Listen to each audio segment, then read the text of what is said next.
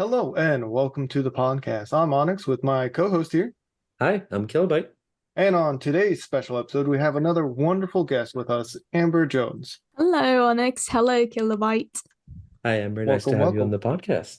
Yeah, it's great to be here. Right now, it's about 10 past 11 at night. I'm in a different time zone to you guys, so I'm a Oh night owl, goodness. so staying up late. Yay! Cybertron works a little different. The days are longer, I think. Yeah, Yeah, yeah. we're light Ever years since the away, clock so changed. Yeah, yeah. Ever since the clock's changed, it's just totally different now. It's quite weird, but you get used to it after a while. yeah. Wait, the clocks change? Where did they go? Do they transform? Yeah. I'm trying to think, is there any Transformers that end with "ock" so I could just rhyme it with "clock"? I'm trying to think, who is there? Um, my instant thought was Megatron, Mega Clock, but like that doesn't Mega really clock. work. Transform, I mean, could work for BotBots, but you know. Oh, Oh, I'm those trying to little think of guys. one now. While we think about it, shall we get started? Yeah. Perfect. Let's start with the hardest question of all. How about you tell us a little bit about yourself? Well, where do I start? Well, my name's Amber. Of course, everyone knows that already. Ignore that. I'm 19. I come from the UK. I'm autistic. I'm a voice actress. I have a YouTube channel, and I interview actually voice actors. I have a podcast myself, and I've interviewed quite a few people from the Transformers franchise. So I'm really no stranger to the whole iterations and universes and everything like that. I've done a few indie projects, some quite wacky, weird projects that I've voiced over for. I've done a coin-operated children's ride. I've done a passport photo booth. I've just done a theme park ride in California that opens, I think, in 2025. So far, I've got some stuff under my belt, and I'm still scouting. Oh Oh, that's wow, that's pretty a lot. cool. Can you say a little bit of what the ride is? It's a dark ride. And I've also got a few characters for it. I can't remember what the NDA said, so I'm going to try and limit as much as I can. Okay, no problem. It is a dark ride, and it follows a story, and it's a really lovely ride. It's like a sort of mix between animation and animatronics and stuff like that. It is quite good from the sneak peeks that I've seen so far, and the animation stuff involving my characters. It does look amazing, genuinely amazing. I'm quite blown away by it, to be fair. That's pretty cool. Nice. It's pretty awesome. Yeah, honestly, it just happened out of the blue one day. I auditioned, and they were like, "Oh yeah, so there's this character, and we've not been able to find a suitable candidate." And they were like, "Do you want to voice her?" And I was like, "Yeah, sure." And they're like, "Congratulations, you've now got the role because no one else auditioned for it." I was like, "Oh." So I went in there auditioning for two people, and I came up with one I didn't even audition for. So I was like, "That's a win-win." Nice. That's always cool. Yeah. Well, that goes into our second question. What first brought you into the world of Transformers? Was it a show, maybe the comics, maybe a video game? Well, when I was growing up, I remember seeing promos for the Cybertron franchise, so like specifically Armada on DVDs that I would watch as a kid growing up. But the part of my life where I actually got into it was, I would say, early 2020, when I met Frank Welker and Peter Cullen at their first ever convention in the United Kingdom. They'd never been to the UK before. This was their first time, and it was literally just a week or two before the whole country went into lockdown. And I met Frank, and I was like, oh my God, I need to find out more about Megatron, because like everyone seems to be coming to you and bringing all these Transformers for you to sign. And I watched an episode of the G1 cartoon. It had all these like, I think what mainly brought me into it was the voice acting cast. Absolutely stunning cast. Of course, you've got Frank and Peter. Then you've got people like Michael Bell, Scatman Crothers, and people like that. And you're just thinking, wow, there is never going to be another show in the universe where you're going to have Hong Kong Phooey, the original Scooby Doo, Don Messick, and Fred Jones and Shaggy, Casey Kasem ever. It's crazy, honestly. So I binge watched that all throughout lockdown. Got in touch with the voice actors from the show, and it just spun out to different iterations. So Prime, Beast Wars, and then Rescue Bots, and oh my gosh, it's been amazing. I've been to so many cons. I've met so many Transformers voice actors, and I'm actually coming over to America for the first time in March to go to TFCon LA for the G1 reunion. Nice. That's Nice. gonna be a good one. It comes I full know. circle. I know, honestly, I'm so That's pretty excited. cool. I Yeah. myself Oh, started with the Armada as well, when I oh was a really? sparkling. Yeah, so that's been my favorite show, and I love the mini cons. Yeah, they're Bring the great. mini cons back. We need them. Yes, please. So Amber, Yes. tell us how you prepare when getting ready to do an interview with other voice actors. Well, let me see. Well, I load up Zoom. I sort of clear my desk to make my snowball microphone. I have a blue snowball microphone. I set that up right in front of me, and obviously, like I angle it, and I get on my cat headphones, which I wear in every single interview because a lot of them are on camera. Some of them are audio, but that's okay. I don't really wear headphones in the audio interviews because they're over the phone and stuff like that. But I then get out some props that I need, whether it could be a DVD of a show that the guest has starred in, or a toy of a character that the guest has voiced. And I also get out my clapboard, which is what I use at the start of every single interview to pretty much open it up. And I just let everyone in the house know, oh, I'm going to speak to such and such voice actor, and this is what I'm going to be doing for the next hour or something like that. And then I just get on and I just wait for them to join. And it's just like that. I Nice. That's a lot of think we have prepping. similar prepping habits, except I need to get me some cat ear headphones. Honestly, they're so cool. Like they light up as well. I know this is obviously not on camera, but they light up. They're like red, green, and blue colors. They are just so amazing, and they're wireless as well. So I just need to charge them up, and then they're good for like 2 or 3 hours. Nice. Nice. I think I've seen them once or twice on a couple of your interviews with I think the Frank Todaro and Jason. Yeah.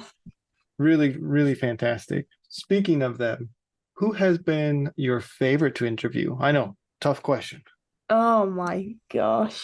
Right. I've interviewed, I'd say so far, just shy of 170 people, voice actors mainly.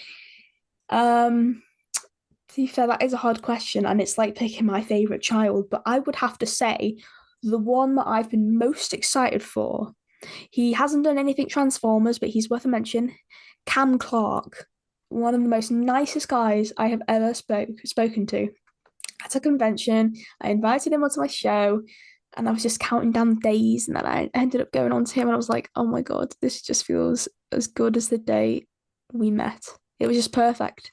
It was genuinely perfect. That's awesome. I like that story. It's very sweet. Yeah, definitely. And I'd say my favorite Transformers uh personality I've interviewed. That is quite a hard one, to be fair. You're gonna have to maybe go through all of my people who I've interviewed Transformers wise, but oh my gosh. Some of the Canadian voice actors have just been amazing. Richard Newman, Gary Chalk, David Kay. They've just been so friendly, and they're just so warm and welcoming, and you're just thinking, wow, these people, they're just giving their time to you, and you just feel like you're the most special person in the room at that time. Kind of thing. Victor Caroli was a good one. Susan Blue.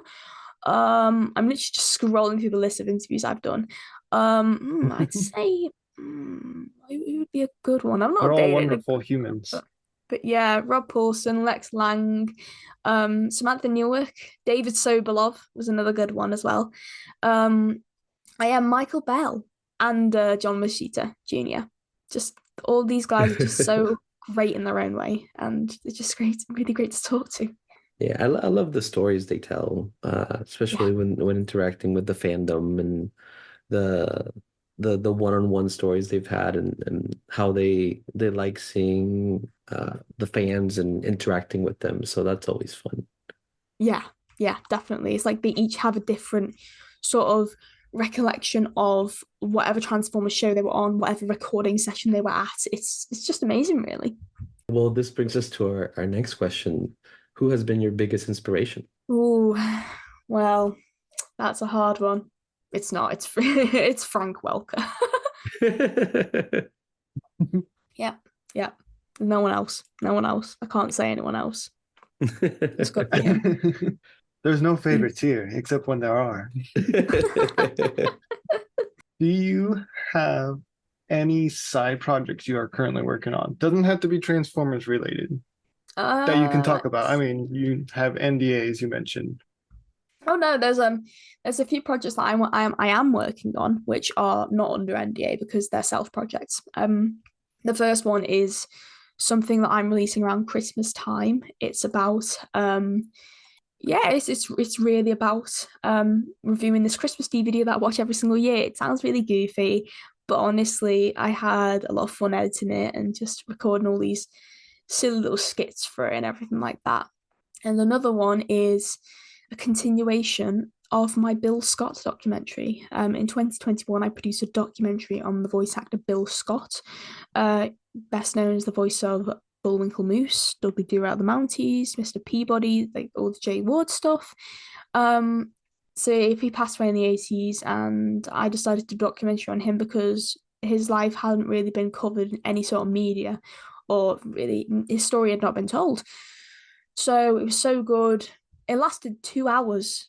I mean, I was going to cut some stuff out of it. I was like, what's the point? Just have it all in there. Just make it as long as you can.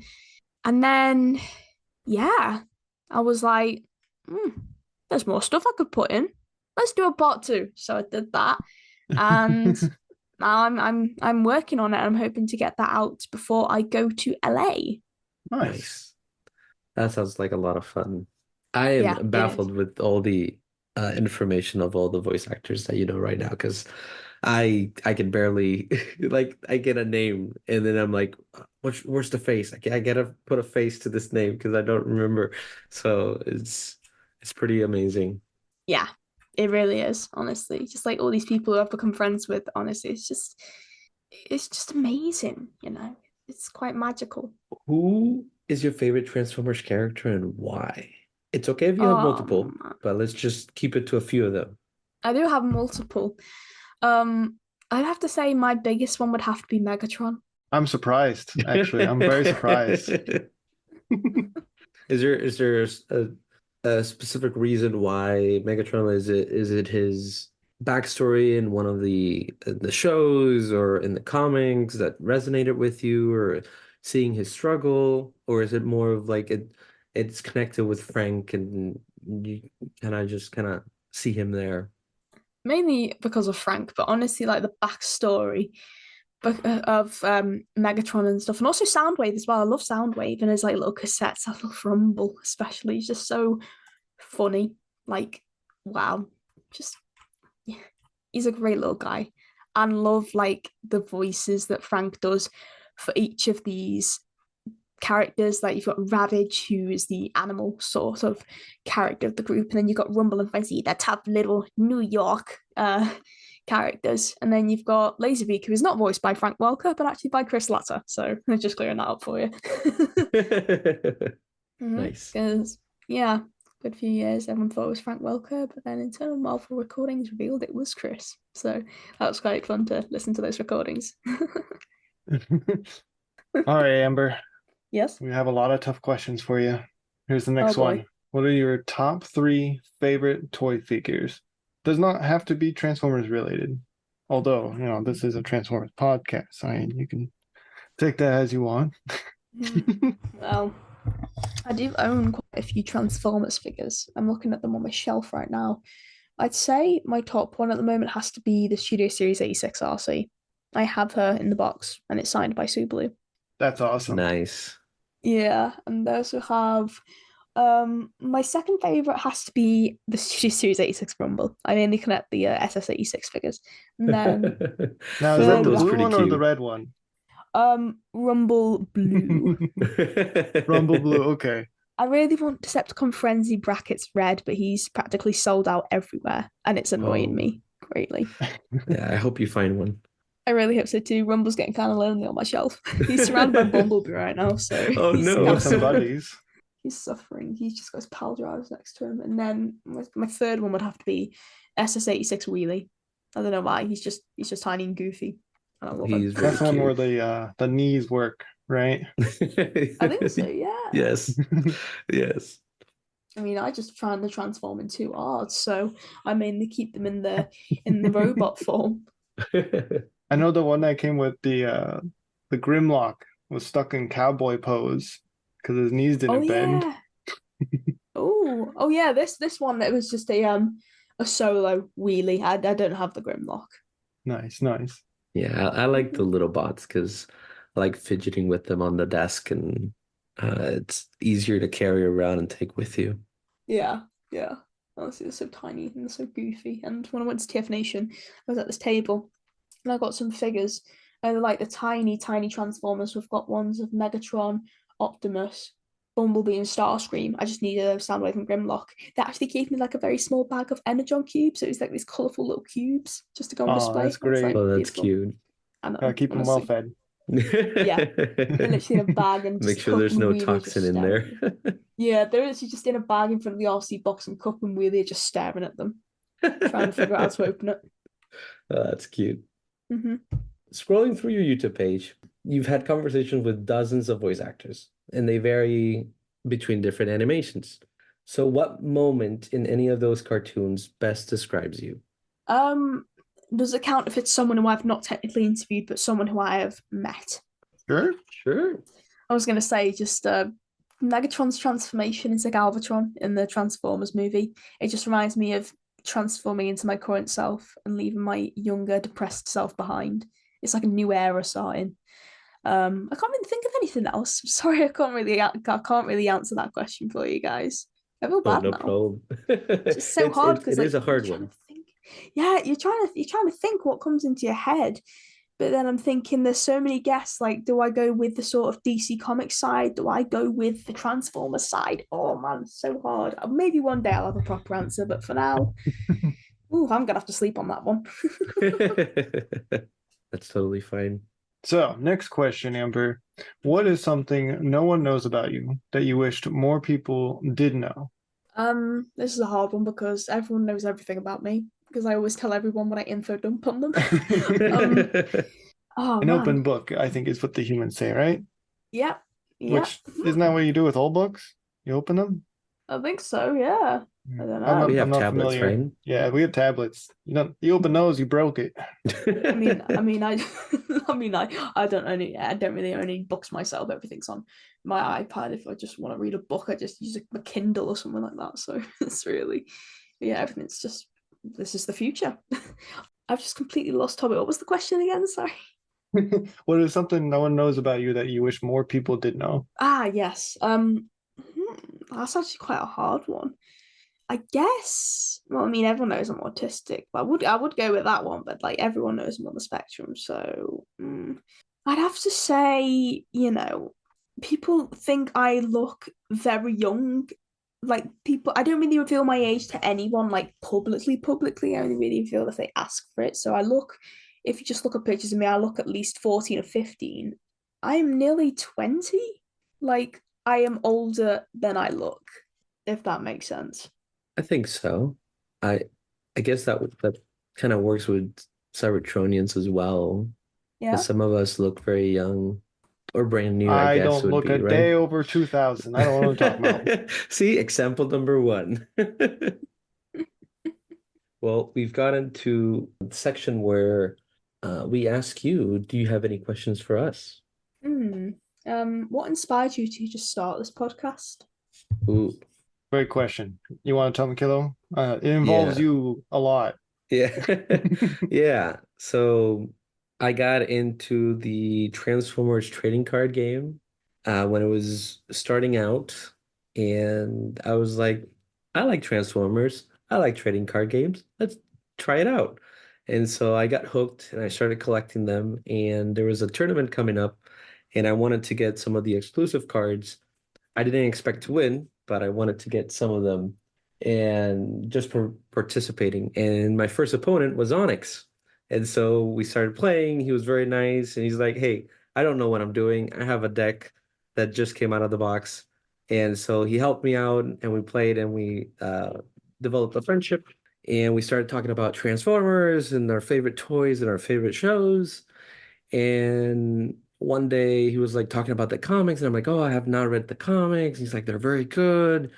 And so eventually he convinced me to read the comics by saying, hey, let's do a podcast where we we read the comics and we ask your opinions about them because I've already read them a couple times. So it'd be cool to see where you go through it when compared to when I went through it.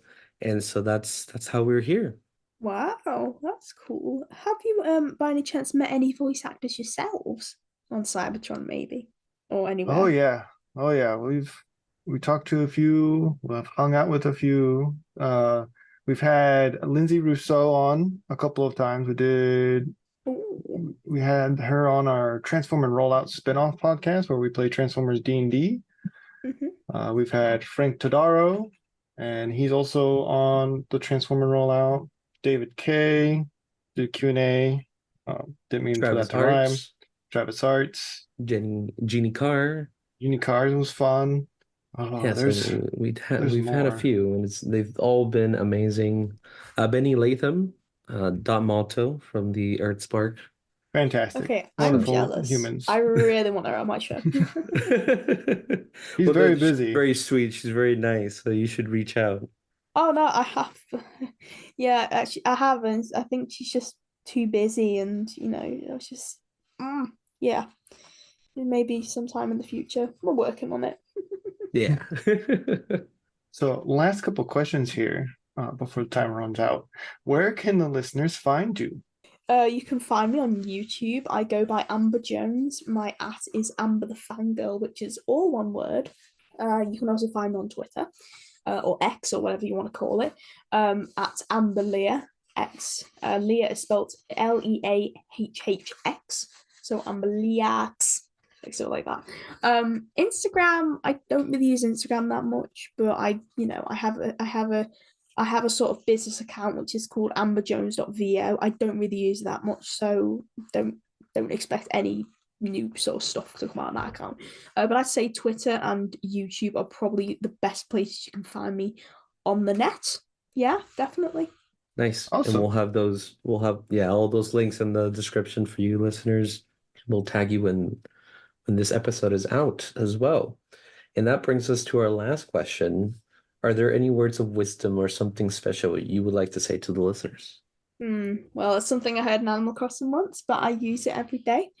Do what you love and love what you do. It's very sweet. I love that. Me too. Well, Amber, it was fantastic getting to know you. It was even grander. Is that the right word, Kilo? Grander to have you on the show. I think so. I think that's correct. This human language is kind of hard. Yeah, I'm already bad grasp it. with my first language. Still learning that one.